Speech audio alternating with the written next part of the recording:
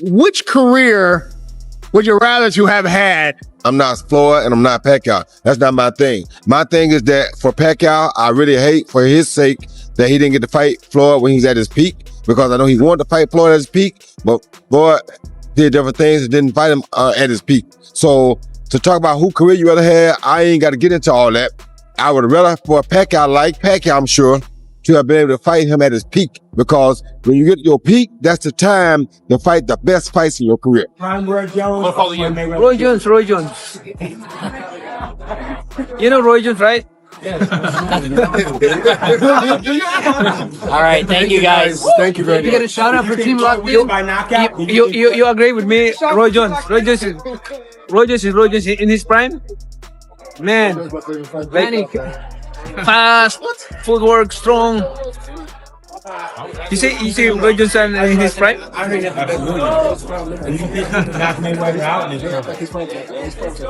I think so.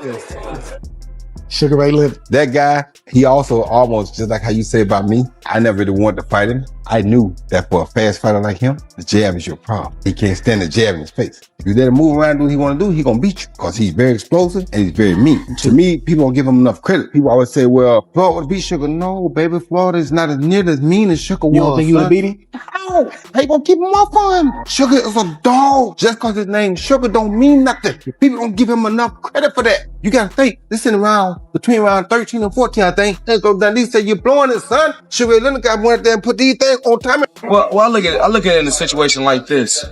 I mean, they compare me to a Sugar Ray Leonard. You know, I'm talking about as far as skills. You know, as far as my skills, and I feel I'm on the level of a Sugar Ray Leonard.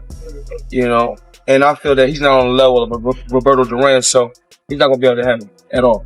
Roy Jones Jr. casually made a bold statement, saying that a prime Sugar Ray Leonard would have easily beaten Floyd Mayweather Jr. That one comment was enough to spark serious tension. Floyd, who was very protective of his perfect image and undefeated record, didn't take it lightly. Instead of just responding with words, he reacted strongly by sharing old clips of Roy getting knocked out, showing them to millions of people. But instead of backing down, Roy didn't stay quiet. He responded by going straight on the offensive, turning it into a public back and forth. So the boy asked me, do you think Floyd Mayweather could beat Sugar Ray? I said no.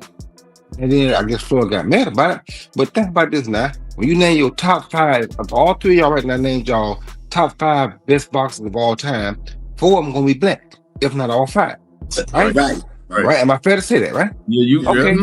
Yeah. So if you don't have a black fighter that you fight that's on your level in your prime, how can you say you pound the best? Sugar Ray had Tommy Hearns. He had Marvin Hagler. He had the guy that's not black that a lot of people gonna put in their conversation, Roberto Duran. He had Wilfredo Benitez, who basically a black Puerto Rican. You understand me? He had several guys that were on his level, and 2 or 3 of them were black guys that he beat in their prime when they met. Not waiting until somebody beat him. He beat him then. So for me, it's hard. I hear you, and like I said, the man even said himself, he chose the money over legacy. He chose currency over legacy, which I respect him when he said that, because that meant a lot. That basically was him saying, no, I'm not even tripping on that pound. I chose currency. So at your greatest, were you better than Floyd? Absolutely. And I'm not saying it because, I'm not bragging, but then again, my mindset as a fighter, as a champion, will always tell me I could beat Mayweather, I could beat Tyson. That's what made me who I became.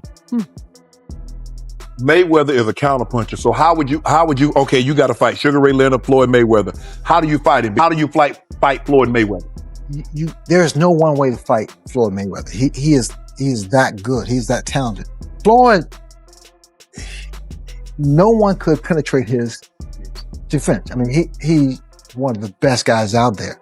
But I would say body shots. But then, it's so hypothetical. I feel kind of awkward. Behind the scenes, things were even more intense. This huge fight almost collapsed before it even became official. The negotiations were not simple. They were very strategic and full of pressure. Manny Pacquiao's team knew exactly how Floyd operates, so they refused to take any risks. They made one thing very clear: nothing would move forward until Floyd signed the contract first. They didn't want any last-minute changes, no tricks, no switching the fight into an exhibition. They wanted a real, professional fight that would be broadcast worldwide, reportedly planned for the Sphere with global streaming expectations. This rematch because of the unfinished business in the first one. Like, there's a doubt, like, I'm supposedly won the fight, and there's a lot of distraction on the first fight. I got injured my shoulder, my rotator cuff, so that's why I got operated out right after the fight. So we need the rematch. So people deserve this. Okay, I'm gonna ask you, Jazz. Jazz, why is this the right moment for this rematch? Look at boxing. Look at how boxing's at the forefront of everything, right? I mean, it's the original legacy sport. You have people from everywhere watching it. It's global. And then Floyd and Manny's first fight was the highest grossing boxing event of all time, record breaking. So now you shift from the pay-per-view era into streaming era. You have Netflix that's the dominant force, and look, they have positioned themselves as a premier producer and broadcaster in boxing, right? And for their live streams and whatnot, live events. So having Manny and Floyd on Netflix is the biggest thing in the streaming era, right? So they've done, these guys did it once in pay-per-view, and they're going to want to break all. According to Sports Insider Dan Patrick, the pressure behind the scenes was extremely high. There were strong rumors that once everything became real, Floyd may have wanted to step back from the deal, but he couldn't. Reports suggested that the financial agreements and legal terms were so heavy that walking away would have serious consequences. In a way, Pacquiao's side forced the situation, locking Floyd into a fight that he might not have been fully comfortable with. How did we get here? I guess UFC. Yeah, Paulie. Mayweather Pacquiao 2015. They estimate that it was the biggest single fight revenue ever. $410 million in revenue, $72 million in ticket sales at the gate on the property. Yeah, and I always thought that Floyd was a brilliant businessman, but you start to read articles of, he's got things in foreclosure, and I can't imagine that you would lose but Mike Tyson did. But then, we had people stealing right in front of him. That was the difference here. But with Floyd, I thought Floyd was like a Darrell Revis kind of businessman. So that's, if he's coming back because he needs money, that is sad.